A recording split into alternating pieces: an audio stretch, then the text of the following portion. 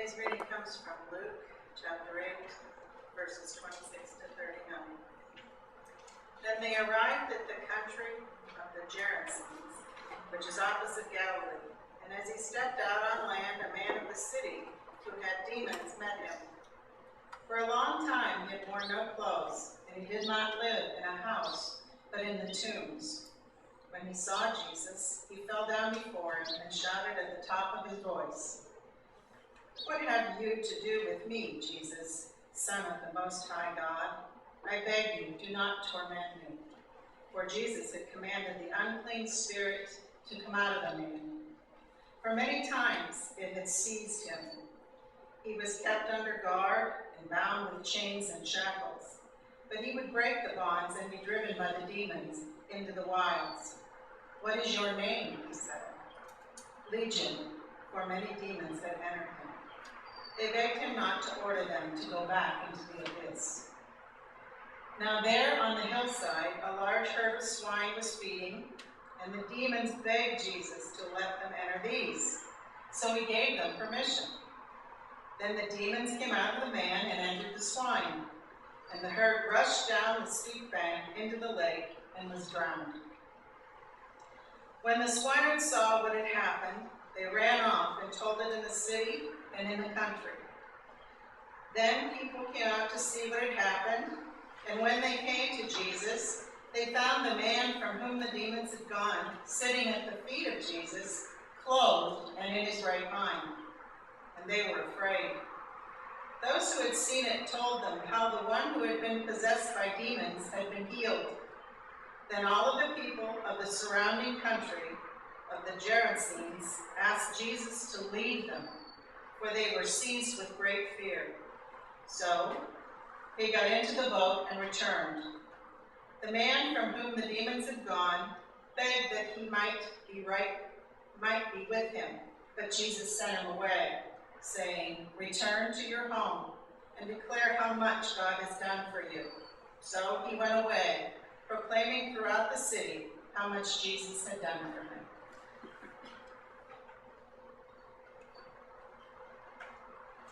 Thank you, Judy.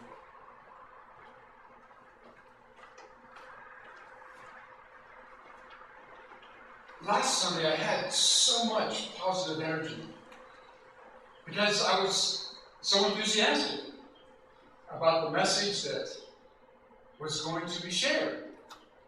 I hadn't heard or seen any news about the massacre that had happened during the early morning hours. It wasn't until I got back to the computer in my office after the second service that I heard the horrible news. I was stunned. How? Again? The text for this week was picked a month ago. And when we have a special event like a baptism, as we had today, I always try to make sure that somehow the message can tie into it in a meaningful way without sounding too clumsy or overly sentimental. Today won't be sentimental. Jesus asked him, "What is your name?" He said, "Legion," for many demons had entered him. They begged him not to order them back into the abyss. We stand here at the abyss yet again. The most people killed by a lone gunman to date. And our nation clings to the madness of the right to own a weapon whose sole purpose is to kill many humans as efficiently as possible. Is this our nation's proof that we love our right to own things designed to kill more than we love people? Are we legion? Jesus has just crossed over the Sea of Galilee from where he had been teaching and healing among the Jewish people. But on this other shore, these aren't Jewish people. We know this because they have pigs, animals that are forbidden for Jews to eat according to their law. Gerasenes, the root word means to banish. The gospel writer wants us to know this is not a throw your arms wide open welcoming place. These are people who are outsiders to the Jews. And Jesus ministers to the outsider of the outsiders. Mental illness is something we still have difficulty grasping. I know, sure, doctors can diagnose mental illness. They can give certain conditions a name and maybe even prescribe some sort of medicine that eases some of the symptoms, but there is nothing exact about the science. Diagnosed today, the man with the demons would probably be considered to have dissociative identity disorder. Such a person could have the uncontrollable strength described in the scripture. I don't know what kind of mental illness the Orlando shooter had, but can we agree he was not sane? His mind, an abyss. He had a seething hatred ticking inside of him that finally exploded into bloody rage. It was possible for him to express his rage so gorily because he had the right to buy a weapon that was originally designed for use by the military. Once again, the United States is embroiled in a gun argument wrapped up in the Second Amendment. I wonder what the original framers of the Constitution would think. In their day, a qualified rifleman could get off 3 rounds of musket ball shot in 1 minute that only had enough muzzle velocity to reliably strike its target 200 yards away. A semi-automatic weapon today can easily fire 3 rounds per second with great accuracy and killing power to well over 500 yards. I know because I was trained to do it. Such a weapon cannot be considered as a sporting hunting weapon, and when you miss your target, it is just as dangerous to your neighbors as it is to the person breaking into your home. Rifle or shotgun for hunting or plunking varmints in the yard? Sure, you should be able to have one. Handgun for sport or for protection? I've got no real problem there either. An automatic or semi-automatic weapon designed for the military? Pardon me this rant. Until you sign 6 years of your life away and proceed through several months of basic training, including uncountable hours of rifle drill and rifle maintenance, before you even get to send a round downrange at the target, and many more months of specialized schooling, all the while being told when to get up and when to go to bed, being told when to eat and when to, as Forrest Gump would say, you know. being told how to dress daily and how to wear your hair, addressing everything that moves as either sir or ma'am, working multiple days straight with little or no sleep, training in the mud and damp and desert heat and Arctic cold, which I've done, all three.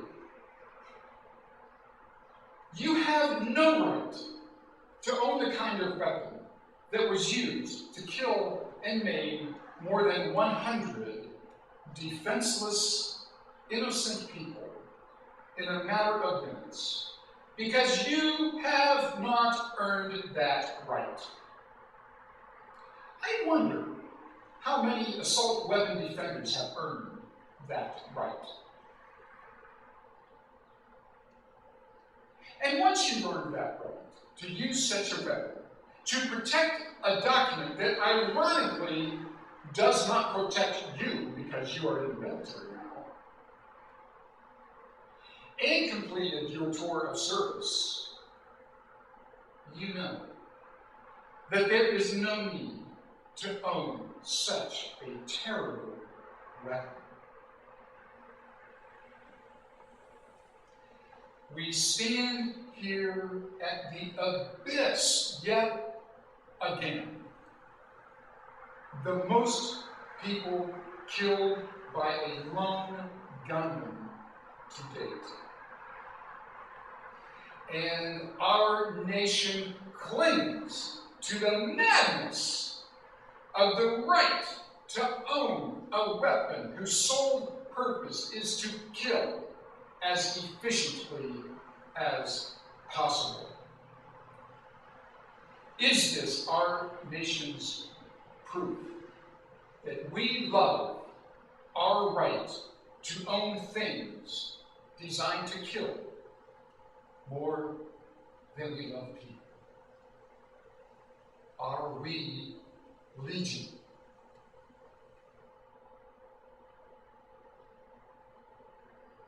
We have so many demons in our country. They are legion. Two of those demons, access to military-grade weaponry and bigotry, combined with mental illness, make an especially volatile mix. Stubbornly clinging to an 18th century understanding of weapons capability in a 21st century world, coupled with unlimited money from lobbyists, creates a leaky, detestable stew that we are force-fed as an explanation of why nothing can be done. Had my good friend had such a weapon in 1993, I'm not certain that I would be standing here today. I've got the right to talk about this issue.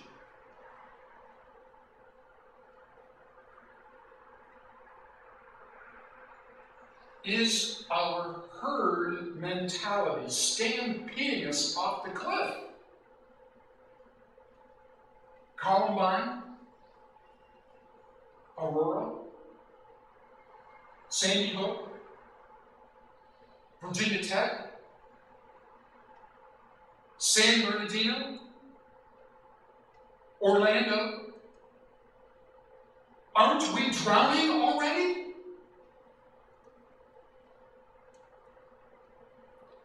Then people came out to see what had happened. And when they came to Jesus, they found the man from whom the demons had gone, sitting at the feet of Jesus, clothed and in his right mind.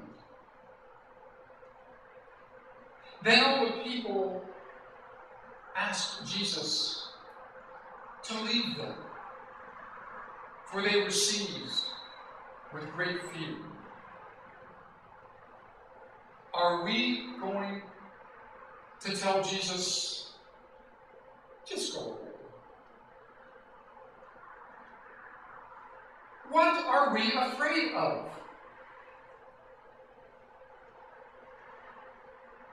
couple of hundred people attended the vigil on the courthouse steps in downtown Youngstown last Monday evening. I didn't really know what to expect. I didn't have any expectation of what could be said or done in this moment. But we took a bunch of candles with us just in case anybody might want one. The candles seen in the media accounts came from First Federated Church. Think about that symbolism of any candlelight vigil, really. No matter how dark the night, a pinpoint of light can be seen for miles, and many lights combine together. Drive away the darkness. It is important for our church to be a shining light in this darkness. Anger and sadness were both quite evident at the vigil. It is our responsibility as Christians to transform that anger into positive hope, positive action, and to transform that sadness into hope for a future where people are not persecuted. One way we can do that is to respond to the call of the United Church of Christ, to make sure that every person in this church is registered to vote and is encouraged to actually get out there and vote for candidates that will take the necessary steps to end the availability of weapons that have no business in the hands of civilians in general and the mentally ill in particular. And to support candidates that really believe that all people are equal. I know it's not a popular notion. Doing the right thing rarely is. As a responsible Christian pastor, it is my duty to stand here today and not just renounce violence, but to renounce the bigotry and hatred that fosters violence, including lovingly correcting any person claiming to be Christian that ever protests at any funeral. Are we standing at the abyss? Running off the cliff? Will we tell Jesus, just go away?